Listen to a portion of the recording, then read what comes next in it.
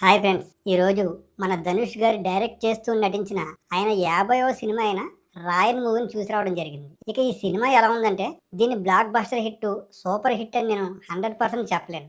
కానీ హిట్ అని మాత్రం పక్కా చెప్పగలను. ఎందుకంటే కథ చాలా కొత్తదైతే కాదు ఫ్రెండ్స్, కానీ బాగుంది. ఈ బాగుందని నేను వాడిన ఈ పదానికి మన ధనుష్ గారి డైరెక్షన్, స్క్రీన్ ప్లే 100కి 100% ప్రాణం పోసాయి. ఇక ఈ కథ విషయానికి వస్తే ఈ కథలో నాకు ప్రేమ కనపడింది, కానీ జాలి, దయ మాత్రం ఎక్కడా కనపడలేదు. ఎవరిలోనూ కనపడలేదు, చివరికి హీరోలో కూడా. నేను ఎలా ఎందుకు అంటున్నాను అన్నది మీరు సినిమా చూస్తే మీకే అర్థమైపోతుంది. ఈ సొసైటీలో కుక్కలే బతుకుతున్నప్పుడు తల్లి తండ్రి లేని నేను బతకలేనా, నా తమ్ముళ్ళని చెల్లెల్ని పోషించుకోలేనా అన్న ధైర్యంతో సిటీకి వచ్చి నార్మల్ లైఫ్ లీడ్ చేస్తున్న హీరోకి సొసైటీలో ఎలా మెలగాలో, ఎలా బ్రతకాలో, ఎలా సంపాదించాలో తెలియని ఇద్దరు తమ్ముళ్ళు, అన్నని ప్రాణంగా అభిమానించే ఒక చెల్లి ఉంటారు. ఇందులో ఒక తమ్ముడి పాత్ర మన సందీప్ కిషన్ చేశాడు. ఆ పాత్రకి తన మంచి టైమింగ్ ఉన్న నటనతో ప్రాణం పోసాడు. కానీ ఈ కథలో తను నటించిన పాత్రలో మాత్రం ఆ కుటుంబం చెల్లా చెదిరవడానికి అతిపెద్ద కారణం అవుతాడు. ఆ సిటీని ఏలే ఇద్దరు విలన్స్ అంతనికి నాంది అవుతాడు. ఆఖరికి తను కూడా అంతమవుతాడు. అది ఎలా అన్నది ఈ మూవీ చూస్తే మీకే చాలా క్లియర్గా అర్థమైపోతుంది. చూడండి ఫ్రెండ్స్, బాగుంది మూవీ.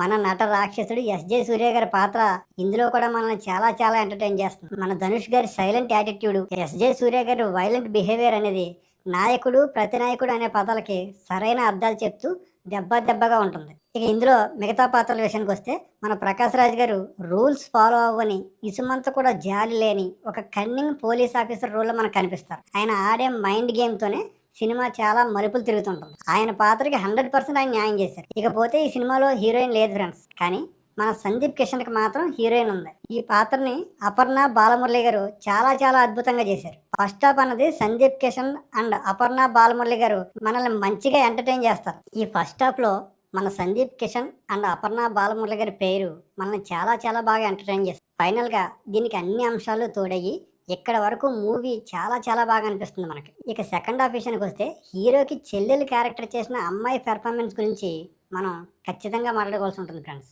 చాలా మంచి క్యారెక్టర్ పడింది అమ్మాయికి. దానికి ఆమె 100% న్యాయం చేసింది. సెకండ్ హాఫ్ లో అన్నని కాపాడుకోవడానికి ఆ అమ్మాయి చేసే ఒక పోరాటం ఉంటుంది భయ్య.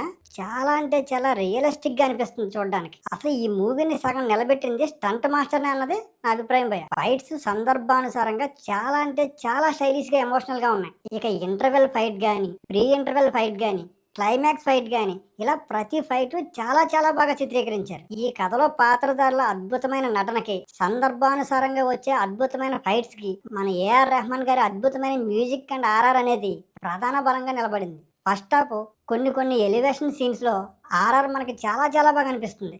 సాంగ్స్ కొరియోగ్రఫీ కూడా చాలా చాలా బాగుంది ఫ్రెండ్స్. నేను స్టార్టింగ్ లో ఈ కథలో జాలి, దయ ఎవరికి లేదని చెప్పాను కదా ఫ్రెండ్స్, అది హీరో కూడా లేకపోవడం వల్లే ఈ కథ 100% బతికింది. లేకుంటే మనకి మన చిరంజీవి గారు నటించిన అన్నయ్య సినిమాని గుర్తు చేసి సేమ్ స్టోరీరా, ఏముంది ఇందులో అని లైట్గా మాట్లాడే కొంతమంది మూర్ఖుల మాటలకే ఇది బలైపోయేది. ఫైనల్ గా 24 క్రాఫ్ట్స్ మేకర్స్ అందరూ కష్టపడి వాళ్ళ మేకింగ్ స్కిల్స్ ని అద్భుతంగా బయట పెట్టారు ఫ్రెండ్స్. వాళ్ళ కోసం ఈ మూవీకి నా రేటింగ్ 5కి అవుట్ ఆఫ్ 3 ఇస్తాను. ఇక సెకండ్ హాఫ్ విషయానికి వచ్చేసరికి సెకండ్ హాఫ్ లో కథలో కొంత శాతం ఏదో తగ్గిందిరా అన్న ఫీల్ కలుగుతుంది మనకి. కానీ ఎక్కడ బోర్ అయితే మాత్రం కొట్టదు. ఫైనల్ గా ఇక్కడ మనమే రిలీజ్ అవుతాం. ఎందుకంటే ఈ కథకి బెస్ట్ స్క్రీన్ ప్లే ఇదే అనేది నా అభిప్రాయం ఫ్రెండ్స్. ఫైనల్ గా సెకండ్ హాఫ్ కి నా రేటింగ్ వచ్చేసి 5కి అవుట్ ఆఫ్ 2. ఫైనల్ గా మూవీ హిట్ ఖాతాలోకి అయితే వెళ్తుంది ఫ్రెండ్స్. ఇకపోతే మీకు మరీ ముఖ్యంగా చాలా చాలా రిక్వెస్టింగ్ తో నేను అడిగేది ఏంటంటే, ప్లీజ్ సబ్స్క్రైబ్ ఫ్రెండ్స్. ప్లీజ్ ఒక లైక్ కొట్టండి, వీలైతే 2 షేర్లు కూడా చేయండి. ఎంకరేజ్ చేయండి ఫ్రెండ్స్. Thank you.